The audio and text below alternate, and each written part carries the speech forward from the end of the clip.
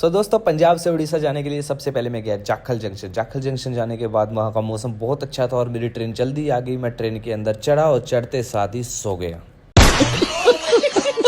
फिर जब मैं उठा तो थोड़ी देर बाद ही दिल्ली जंक्शन आ गया और मैं पहुंच गया दिल्ली जंक्शन। वहाँ का माहौल बहुत अच्छा था, गर्मी भी थी, तो मैंने एग्जिट मारा और मैं सीधा गया चांदनी चौक की तरफ। भाई यहाँ का व्यू बहुत ज़्यादा मस्त था, लेकिन मुझे एयरपोर्ट पे टाइम से पहुँचना था, तो मैं ज़्यादा समय ना लेते हुए चांदनी चौक से न्यू दिल्ली की मेट्रो पकड़ता हूँ और मेट्रो के अंदर खड़ा हो जाता हूँ। सेकेंड मेट्रो में चेंज करता हूँ जो कि मुझे एयरपोर्ट लेके जाने वाली थी, उसके अंदर जाके मैं बैठता हूँ। भाई क्या मज़ा आ रहा था यार। पर गाइज मैं बहुत लेट हो गया था। फाइनली मुझे एयरपोर्ट जाने के लिए ऑटो करना पड़ा। एक्सप्रेस से मुझे ऑटो करना पड़ा और ऑटो वाले भाई को मैंने 250 रुपये दिए, तब इसने मेरे को प्रॉपर टाइम पे पहुंचा दिया। और उसके बाद मैं जाता हूं सीधा एयरपोर्ट के अंदर।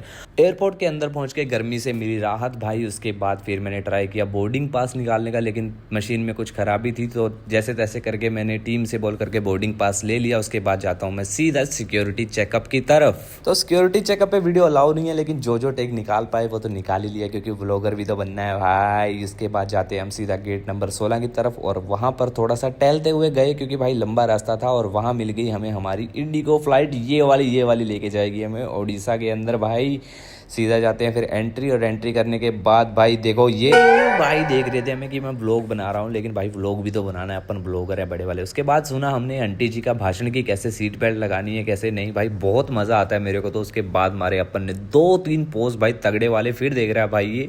उसके बाद हमारा जहाज़ देखिए उड़ना शुरू कर गया और ऊपर पहुँच गए भाई।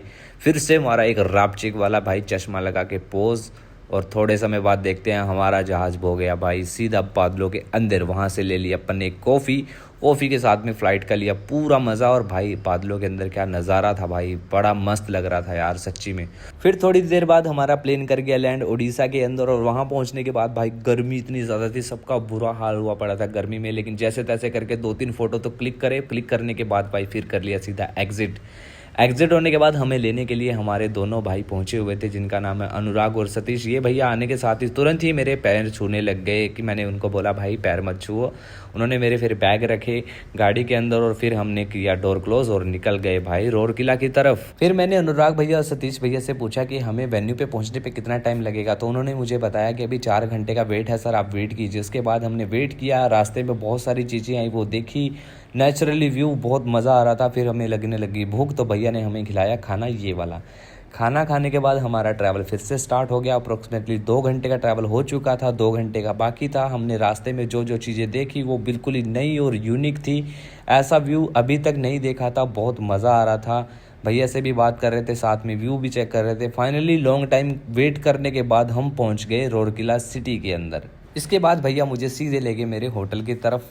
थोड़ा सा बातें करी, मैंने देखा पहाड़ भी हैं इधर, भाई मैं हैरान रह गया। फिर भैया ने मुझे सक्सेसफुली ड्रॉप कर दिया मेरे रूम पे, और रूम देख लीजिए मेरा ऐसा वाला था। और उसके बाद मैं पहुंच गया सीधा फ्रेश होने के लिए। और भाई आज का व्लॉग यहीं तक था। नेक्स्ट का डे कैसा रहेगा मैं आपको जल्दी दिखाऊंगा, जुड़े रहे मेरे साथ में। Thank you for watching.